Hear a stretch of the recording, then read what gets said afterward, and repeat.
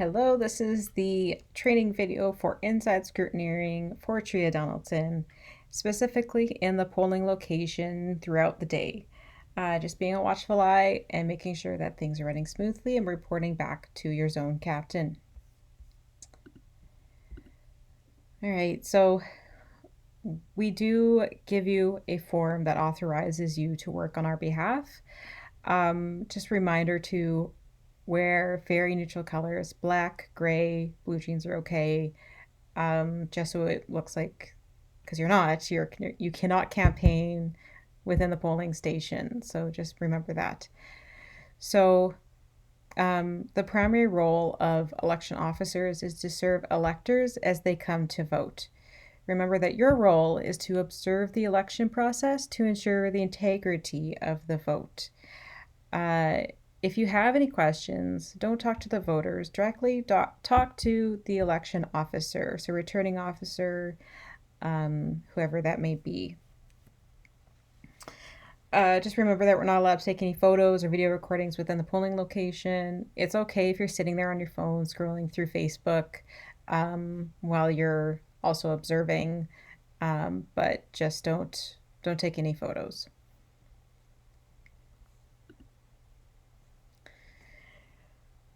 So you might have a long shift. It might be 2 hours, which is actually kind of short, but more like 4 or 6 or even 8 hours, even 12 hours if you're that committed. So make sure that you are very prepared for the day. Make sure you bring your mask. As I said in the introductory video, that you cannot go into a polling location without a mask. If you can't wear a mask, please inform us before the day so that we can find alternative arrangements for you. Make sure you bring a drink and a snack. If you have to have a drink or snack, probably best to step outside to eat that for a moment and then step back in. Otherwise, if you want to stay inside, you can ask an elections officer where you may safely have a drink, have a snack, with also being able to social distance. A book might be a good idea if it's going to be a long day. Also bring your charged phone and optional charging block. Sometimes we'll get inside scrutineer to be a runner. So if you're an inside scrutineer, you may want to also go over the runner video as well.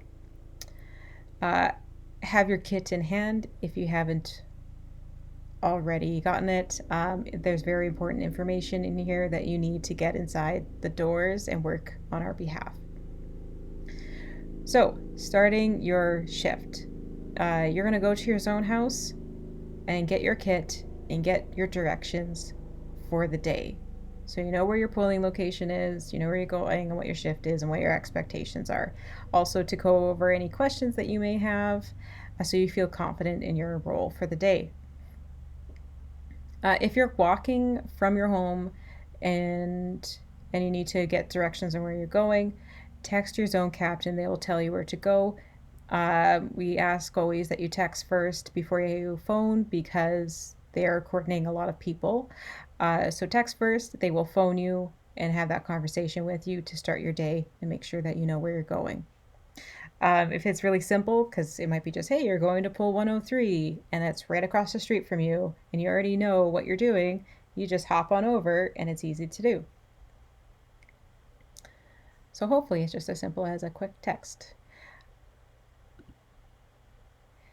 Okay, so inside scrutineering. It may sound daunting, but it really isn't that hard. You just gotta sit there, relax, observe. If things kind of go off and you're kind of wondering, that doesn't seem right, maybe give your zone captain a text, and then you guys can chat outside of the building. She might be in their zone house and give you a call, but you would step outside the building and you'd have a chat with them and go from there. But always text first. So in the polling station, like I said, you always have to wear a mask, eat or drink outside. So when you get there, you will have an EC 220 form, which is the authorization of a candidate's representative form. It will have everything filled out except for your name. Your zone captain might have already filled that out for you, which is awesome, but make sure that you put your name down there so they know that you are the person that's being authorized. So you can hand over this form, and you'll see over here there is a place to sign. They'll likely get you to sign there. Just saying that you're going to be a good person and that you're not going to interfere with any vote process. Um, and so that everyone has free access to be able to vote. And just, yeah, just be respectful, be kind, just observe and report back. Your zone captain will give you further directions if they find the need to do that. I guess I should say that once you give this form, you've signed, you've declared that you're going to be a good person, you'll get a nice badge that just says your name, I think the polling location, and um, what party you represent. Do note that when you have this badge, keep that badge, because when you come in and out, you might go have a snack, come back in. You need that badge to get back in.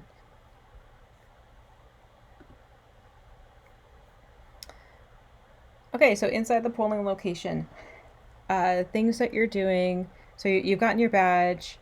You're ready to take a seat. They will direct you on where you need to go. If they don't, please ask where you're able to sit down. Um, so what you're doing is you're just being a watchful eye, making sure things are running okay. Um, if you see voters being turned away for inadequate ID, um, I have heard of people saying coming to the voting location, their name being stricken off or strike through because it showed that they already requested a mail-in ballot, but they contested that they didn't request a mail-in ballot. Um, so there's those issues like that. We are trying to make sure that we have inside scrutineers in very important polling locations where we anticipate a lot of um, or more moments that could be, and someone could be turned away from being able to cast their ballot when in all rights they should be able to cast their ballot. Uh, Campaigning inside the polling area, if you see any other parties, even us, please, if you see one of us polling, maybe just, if you know them, tell them to step aside. Otherwise, please, if you don't know them, just like zone captain, tell them what's going on so that we can address it. If it's another party, like, let us know. Again, we will address it. Contact your zone captain through text. There might be people being intimidating or scary or something like that. There might be staff who disagree on procedure. If you hear disagreements like that, maybe just let us know so that we can check in and make sure that to iron out all those details.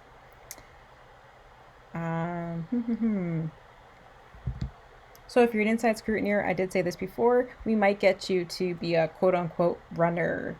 Um, so this usually won't happen. This is only if you feel comfortable. Otherwise, we would only tell you to like collect bingo sheets or sequence number sheets, and then you would just sit there and someone else will come and grab them from you who knows how to input that data. So the most likely scenario is that your zone captain may say, "Can you collect bingo sheets at 9 o'clock while you're on your shift?" And you'll say, "Okay." So then at 9 o'clock, you're gonna go up to uh, the name escapes me, the official agent or the clerk, and say, "I'd like to collect the sequence number sheets." And so then they'll go to every polling location in there, grab them, and give them to you. At that point, you'll just sit back down, and then you'll probably get someone else from the NDP come in and say, "Hey, I would like to collect those sheets from you." And you say, "Okay, here you go." And that's it. Your zone captain would probably give you a heads up and tell you, "Hey, so John is going to be there in 15 minutes to collect those sheets from you." That's it. That tells us who's voted for the day, and that runner is going to input that data. and it saves them a lot of time if you have already picked that up, especially when it's busy. If you can find a time where it's kind of like there isn't many people in line, maybe it's dead, and you haven't picked up sheets in a good hour or two, it's time to pick up those sheets so that when your runner comes in, you can hand that over. But only do it on direction of your zone captain. That's very important.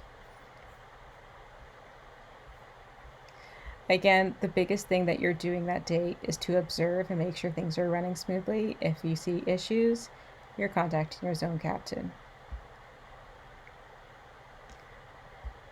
I forgot to mention that this over here is what a sequence number sheet looks like. You will see numbers just written on the side here, all across, and that's what you'll be collecting on the day.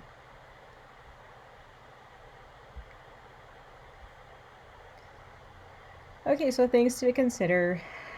If you have questions, you're directing that to the election officer, not to the voter. If you're unsure, you're texting your zone captain to ask for a call, and they will go over it with you. People can vouch for one another. So let's say I just moved into the constituency. I live out of province. I don't have much information to show that I live in the riding.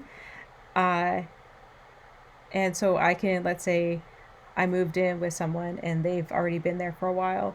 And if they have valid ID, the person who's vouching for you has to have valid ID. If they have valid ID, they can vouch for you. You guys would sign a declaration, do an oath, all that official stuff, and then you'll be able to vote. This might be a concern, is that people who didn't receive their mail-in ballot in time. So September 14th was the last day to apply for that, and because it needs to be mailed out, we don't know how long Canada Post will take to get it there and then also get it back. There's a concern, so maybe they didn't get it in time. They can still swear an oath and saying that they have not voted in this election, and they can sign a form, and then they can go ahead and vote. So that is something that they can do. A gentle reminder to be, hey, I think they can swear an oath and still be able to vote if they're being turned away. Always directing your questions, your responses to that elections officer, not to the voter.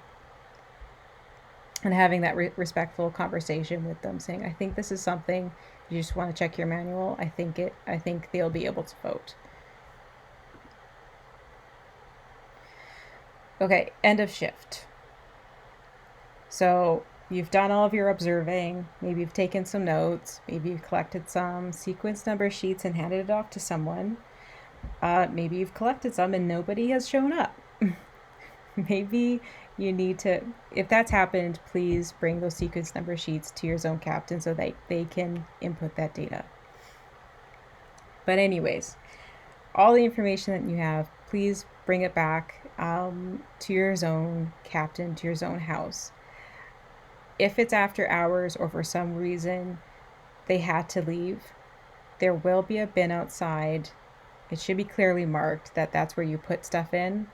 So just a big container, you put that in there, and then your zone captain will come and grab that. If you're staying within your area and you do not drive, same scenario of like you haven't ever been to the zone house and you were just staying within the area that you live, text your zone captain to let them know that you're done your shift. And that's it. So a reminder, if you have any questions leading up to Election Day, you can reach out to us via email. It's on the screen here. Or you can call our campaign. On Election Day, you're reaching out to your zone captain. They are the leader for the day. All right, thank you guys so much. If you have decided that you're going to be doing a count on top of this, please go ahead and watch the count video.